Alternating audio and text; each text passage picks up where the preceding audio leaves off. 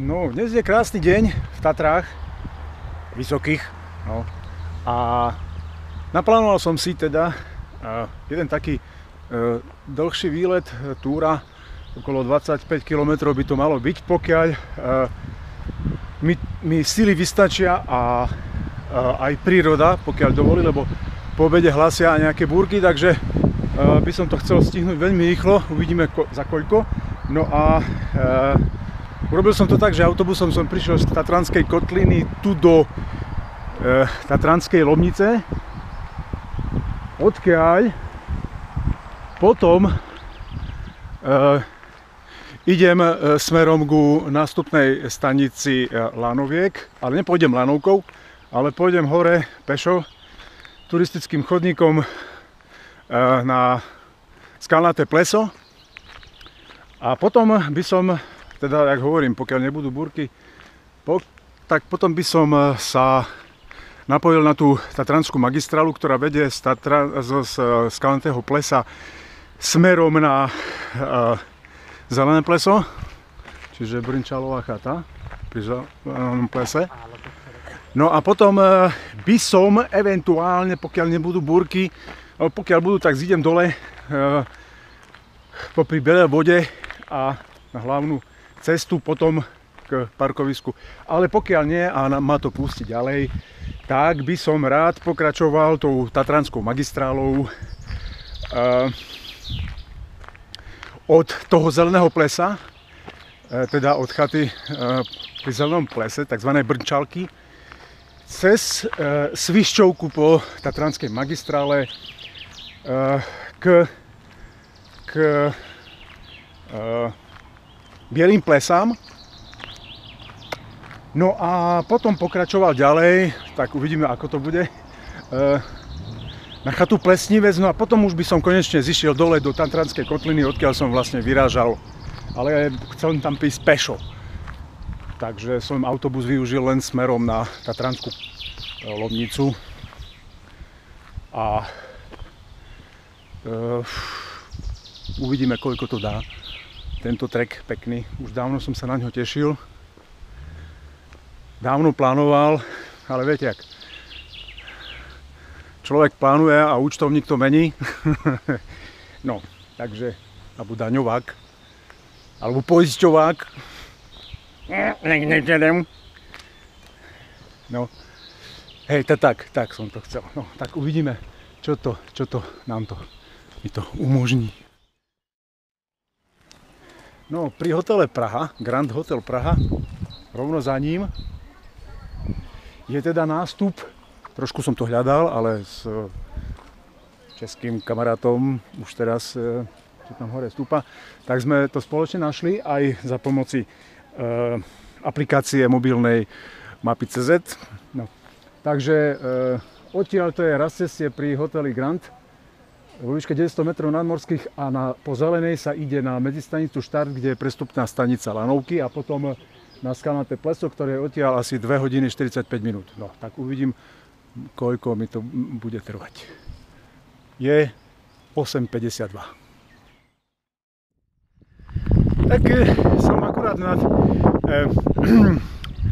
Lanovkami, ktoré vedú na skalnaté pleso z prestupnej stanice Lanovky, ktorou som nešiel samozrejme, ale idem pešo celý čas. No, človek aspoň ušetrí. No a po tejto cestičke sa dostanem hore smerom pod Lomnický štít. Tam ako je tá budova konečnej Lanovky pod Lomnickým štítom pri skalnatom plese.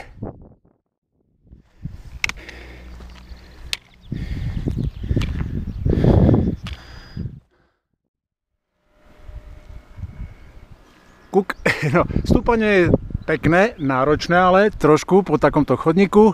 Treba dať pozor.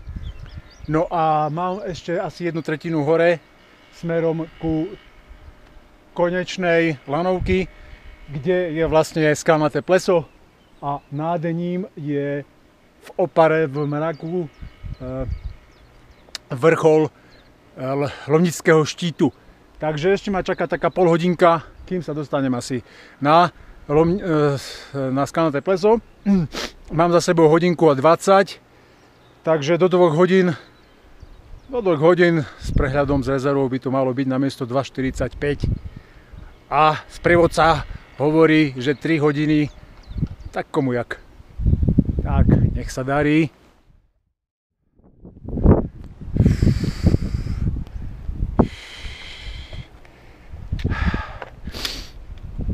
No, som skoro hore, v podstate hore, pri Skalnatom plese a konečnej lanovky z dola z Tatranskej Lomnice. Trvalo by to 1,5 hodinku, čo má trvať 1 hodinku a 3/4. Niekdy soudruzi z NDR asi udělali chybu a ani sa sekli, pretože napísali veľmi dlhý čas a navigácia mi píše ešte dokonca 3 hodiny, tak neviem, je to asi s cik pauzou a 10. Ja bez toho zatiaľ. No a ideme ďalej.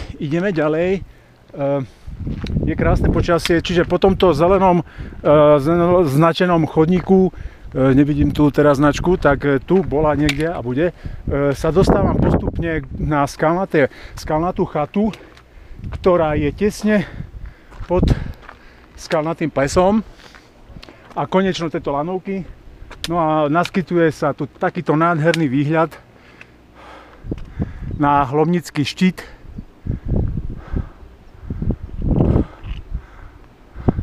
Tam je Kežmarský vpravo od neho z mojej strany.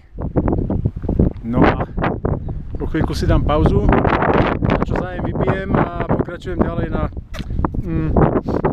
Zelené pleso, na chatu Brňalku po Tatranskej magistrále, až dokým nepríde búrka. Dúfam, že nepríde. Zatiaľ to tak nie je, nevyzerá. Zatiaľ to vyzerá veľmi dobre.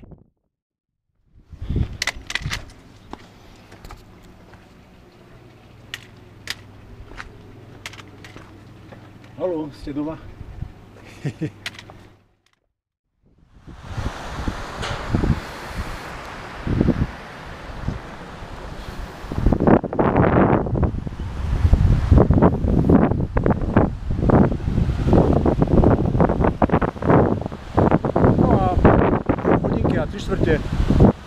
Úplne presne pri Skalnatom plese a zatiaľ vyzerá počasie celkom dobre.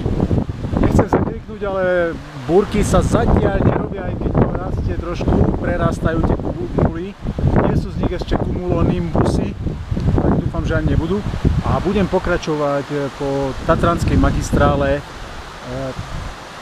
popri tej hvezdárni ďalej po Svážnici. V podstate budem vždy približne v jednej výške, trošku budem klesať vždy a mal by som prejsť cez Svišťovku, to je také strmé klesanie potom na Zelené pleso a Brnčalovú chatu pri Zelenom plese a potom uvidíme. Tak zatiaľ.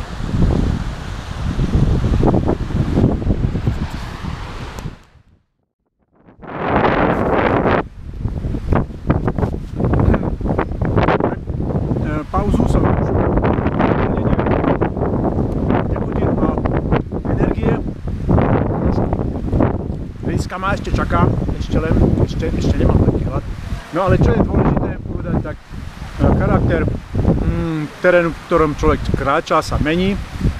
Už to bude nie len taký lesný chodník a miestami skalka, ale už len sama skala a chodník vysplaný len skalou.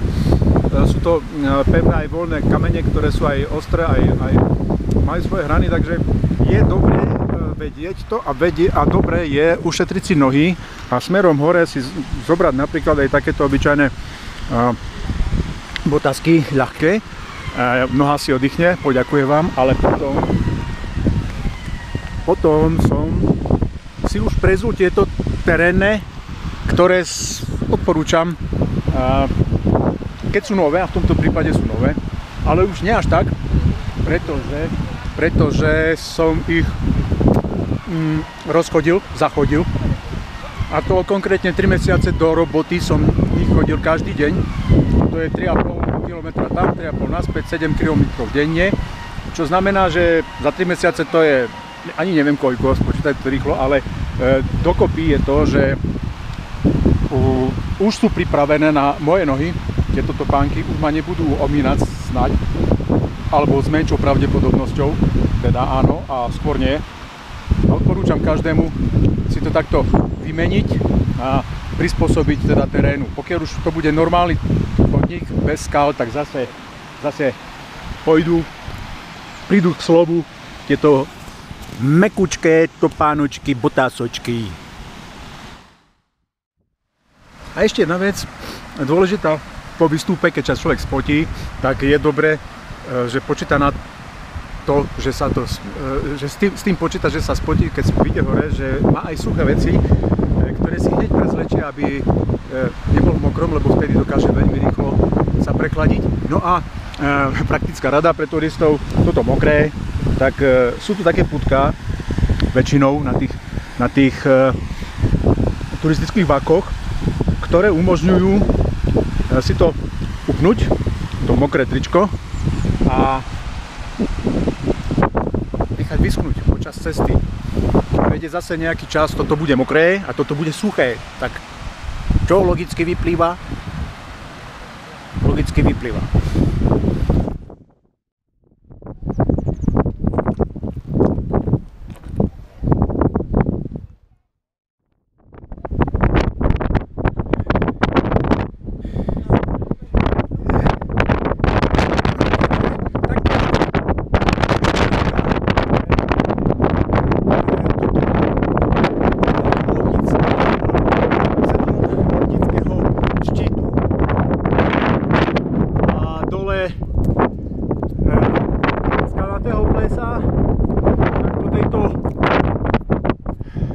Cestičke, taký kamenný chodík touto červenou značkou sa o malú chvíľku a 3/4 hodiny píšu, by som sa mal dostať k výšťovku s trmým klesaním na zelené pleso na chatu Brčalku. No, uvidíme, koľko to bude trvať, nie? Takým normálne tempom, takým obyčajný človek ide, hej, no tak to bude asi tak. Zatiaľ to nevyzerá, že by bola, ale v Tatrách nikdy človek nevie a môže sa to zmeniť z minúty na hodinu alebo na týždeň, keď tu človek ostane trošku dlhšie. No a keď Tatry, tak kruhka. Dávam krídla a energiu.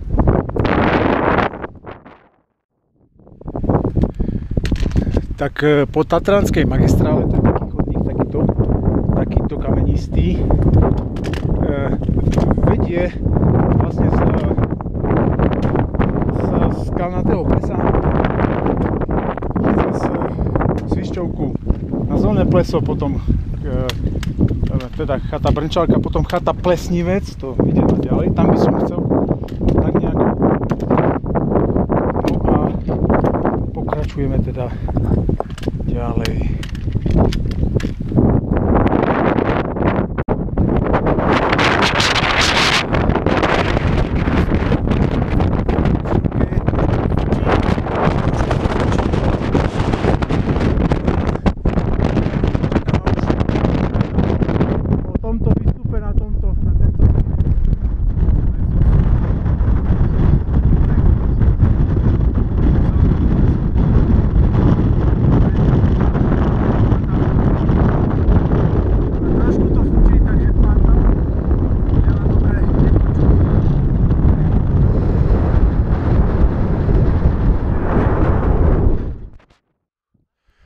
A po hodine túry zo skalnatého plesa Tatranskou magistrálou po takomto kamennom chodníku cez Svišťovku na vrchol Svišťovky sa dostávam a dole už vidno údolie, kde aj je zelené pleso a Brnčalová chata a okolie krásne štíty, takže tamto je moja najbližšia zastávka. Dám si konečne risku.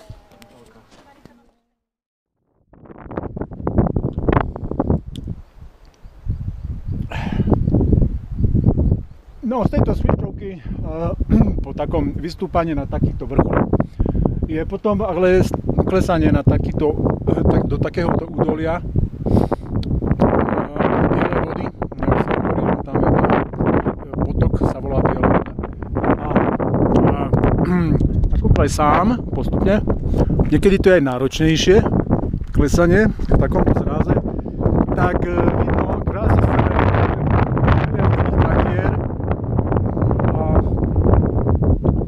po zelenom plese je biele pleso, na ktoré chcem dneska ešte doraziť. Potom ešte by som mal pokračovať na tú Plesnivec, čiže ešte potom smerom doprava. No ale takto by som chcel prísť na biele pleso pod Belianskými Tatrami po tejto cestičke z zeleného plesa. No a najprv ale sa musím tam dostať týmto vyklesaním.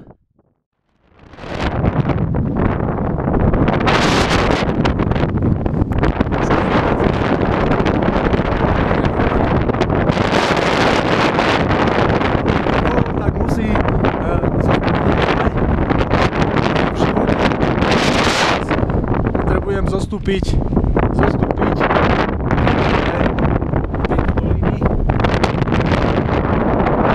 a ten silný vietor.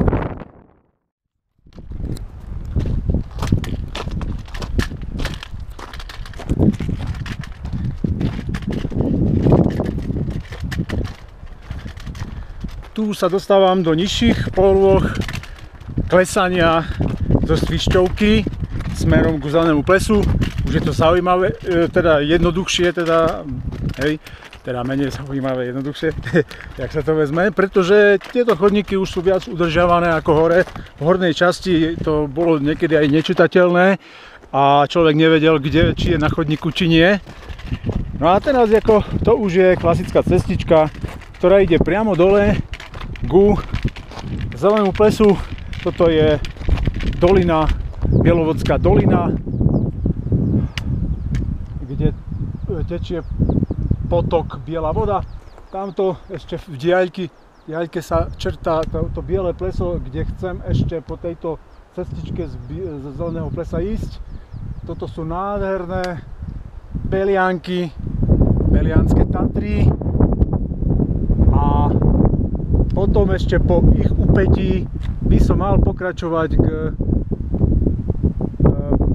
chate Plesnivec, ktorá je najbližšie ku Tatranskej kotline. No a potom pešo chcem doraziť do kotliny niekedy večer.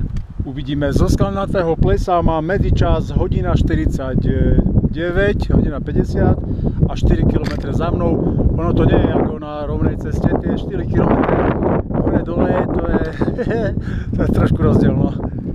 Ale stojí to za to, tento rozdiel, lebo pozrite, to je nádherná krajina, takáto scéna. Toto ma čaká, občas človeka prekvapí aj taký náročnejší terén, tam sú také reťazky, no a aby nebolo všetkého málo, tak ešte tam mať teče, tuším, pomimo trošku voda, ako vodopádik. No, keď tam sú ľudia, lezú ľudia, tak tam pôjdem aj ja.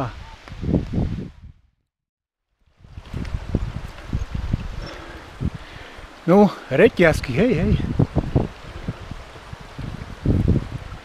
Tak pozor.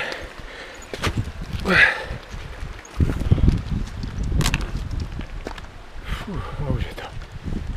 Ale bol to celkom náročný úsek. Kto by to bol povedal? Veľmi zaujímavé, konečne to bolo zaujímavé a nenudné.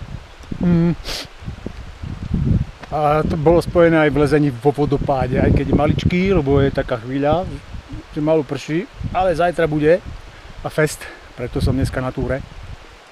Ale v celku to je zaujímavé a dosť náročné, no. Ale ľudia to dávajú. Normálne to dávajú. To sa mi páči. Tu je ešte fliačok snehu. Landského.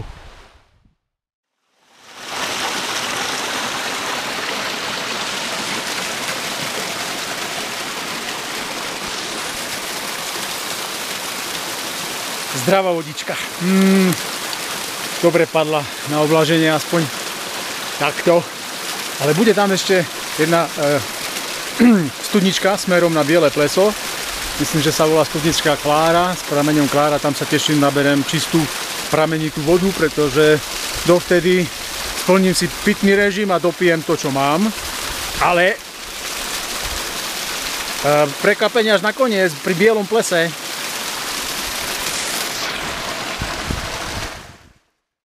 Konečne po skoro 6 km, ale nie je tu ďaleko na vzdialenosť, ale na obťažnosť hore kopčekami, dole kopčekami, po skalách, po reťaziach, po vodopadoch. No a trvalo to 2 hodiny aj 33 minút. A som na Zelenom plese pri Brnčalovej chate. Tak som rád, teším sa, drží sa aj koleno, aj všetko. Ináč také topánky fakt odporúčam, ako nejde o tú značku, ale s tvrdou podrážkou a tak, pretože, a pevné na kotník, pretože cesta je kamenistá. No a vyvrtnutie tu hrozí, čo by dub, keby v normálnych botacočkách, nedaj Bože, sandaločkách, tak to by si človek rovno koledoval u pruser. No a takéto nádherné Zelené pleso sa mi ukázalo pri tejto prechádzke mojej po Tatranskej magistrále a takéto majestátne kopce sú tu okolo, všade. No niečo nádherné. Proste sa teším. A tam, jak sa žiaria tieto kopce, to sú Belianské Tatry, tam chcem teraz ísť a pokračovať, keď si tu odpočíniem trošku. A tam niekde sú tie Biele plesá, na ktorých som už dávnejšie bol viackrát, ale teším sa na nich práve teraz. Pretože nádherné počasie, je teplo relatívne v Tatrách a zatiaľ nejde do búrok. No, dúfam, že to ani nepôjde. Všetko nasvedčuje tomu, že nepôjde. No a je tu ľudí plno, práve otvorili včera turistickú sezónu v Tatrách.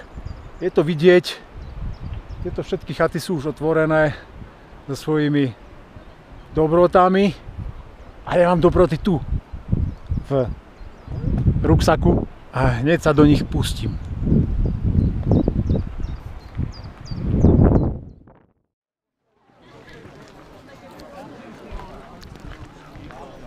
Tak čulý ruch na Brnčalovej chate pri Zelenom plese. Vidno to všade. A tam je hore tie serpentínky, tak tady som išiel. A tam hore ten kopček hore, tak tam je tá svišťovka a tam je tá roklina, kde boli tie reťaze. Takže tady som prešiel po tej magistrále tatranskej, no a pokračujem na tie Zelené plesá.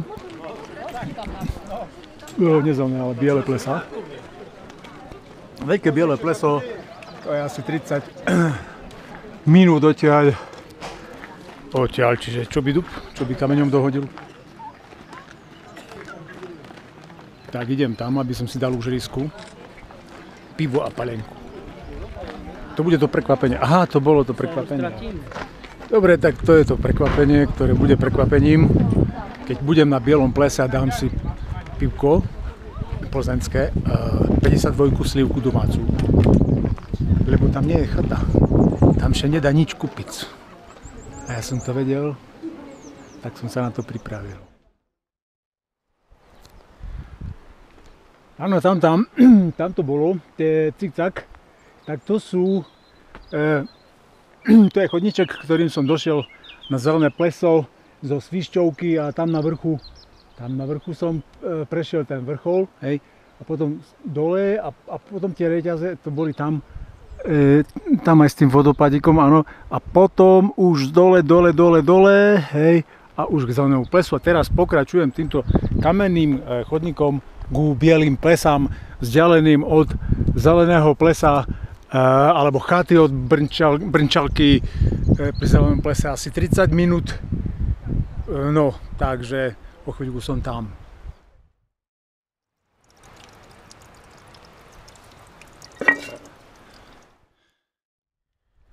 No a keď ti dojde voda, ale mne nedošla, ešte mám, ale práve vyprázdnila sa mi táto fľaša, ktorú naplním, tak dobre padne cestou medzi zeleným plesom a bielými plesami je takáto vynikajúca, krásna studnička MM, chodník profesora Alfreda Grossa. Ďakujem.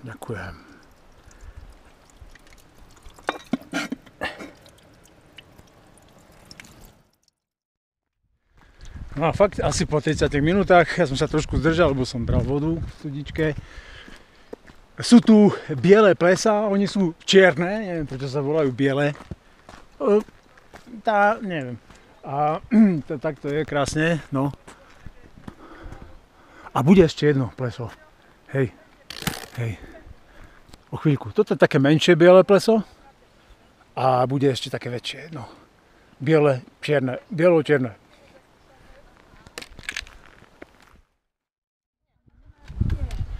No a toto je to druhé biele pleso, toto je už naozaj belšie, nie je také čierne.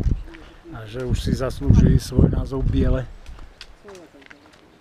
Aj tak nie je úplne také biele, ale je belšie. No. Aj krásne. Tam je kopské sedlo, cez ktoré sme už raz prechádzali. A to sa ide z Monkovej doliny. Toto je Jahňací vrch, nad ktorým sme boli s klubom otužilcov Yeti, no, raz v marci, asi pred 5 rokmi. Túra, veľmi pekná a náročná. No a tak to už tak neviem, jak sa volá.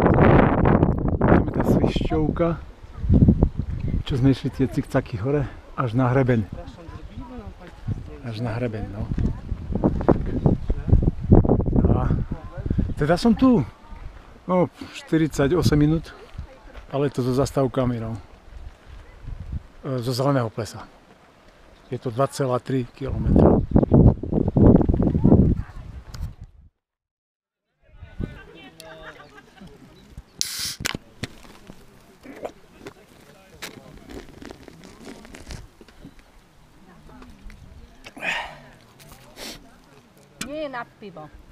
Nie je nad pivo a trošku mi vyšlo, lebo už som ho nosil a som ho hojdal veľmi, tak trošku vyšlo, ale nevadí, aspoň vidno, že je živé pivo. Takže toto je toto prekvapenie, ja točím aj také videjko. To je to prekvapenie, na ktoré som sa tešil a je tu, som na zelenom plese. Vlastne predposledná zastávka mojej púte dnešnej 25 kilometrovej a už potom len chata Plesnivec a kotlina. A búrka nikde, dúfam, že nepríde, lebo hlásili po obede. A zatiaľ to vyzerá dobre. Tak už ma čaká len posledná meta a to je chata Plesnivec. O chvíľku na ceste z Zelených plies a normálne si to užívam, teším sa, neprišla búrka. Som na tom dobre, aj s kolenom, aj so všetkým možným. Zjedol som už všetko, čo sa dá, aj risku, aj prekvapenie tam bolo, čo som hovoril, že pivo bez palenky, to prešikané peňažiti, že aj toto tam bolo. A dobre padlo. Ten Plzeň, nechcem hovoriť, že Plzeň, akože nejakú značku, ale je to Plzeň. A domáca 52 šlivka. No, až teraz ešte furt sa ohlizujem. No a cestou na ten Plesnivec tak sa naskytuje takýto krásny výhľad pri tých Belianských Tatrách a lúky k tomu pridružiace sa. A na ceste na chatu Plesnivec. Mám v nohách už asi 23 km a som od 9. na nohách. Je okolo niečo po druhej pred treťou, takže tak. A mám dobrý čas. Tak, nech to tak ostane a posledná, alebo teda predposledná reportáž ešte bude z chaty Plesnivec a potom už doma. Teda doma v cieľovej stanici Katranská kotlina.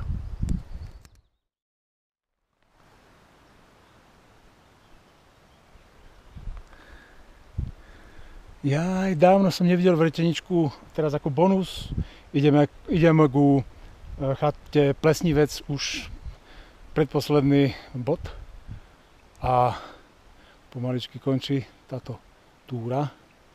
A tuto dnes čistá jasná ma prišla pozdraviť, alebo ja, ju. Proste sme sa stretli so Zmijou. Veľmi láskavá pani.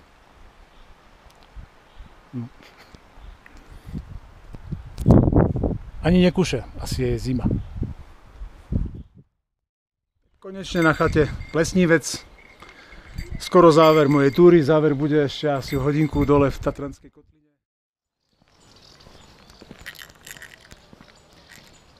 Tak som konečne dorazil do Tatranskej kotliny, domov, do cieľa. To už je naozaj posledná zastávka. A čo na záver? Bodka na záver, alebo vodka? No, určite nejaká 52 zase bude a jedno pivko k tomu. A čo dodať? No bolo to super, nevyšli predpovede našim predpoveďarom na SHMu, pretože mala byť búrka, alebo čo, ale nebolo nič z toho. Takže mi to dovolilo prejsť celú trasu. Vyzerá to, že tesne okolo 30 km to bolo. A s rôznym prevýšením čistého času chôdze asi 10 hodín.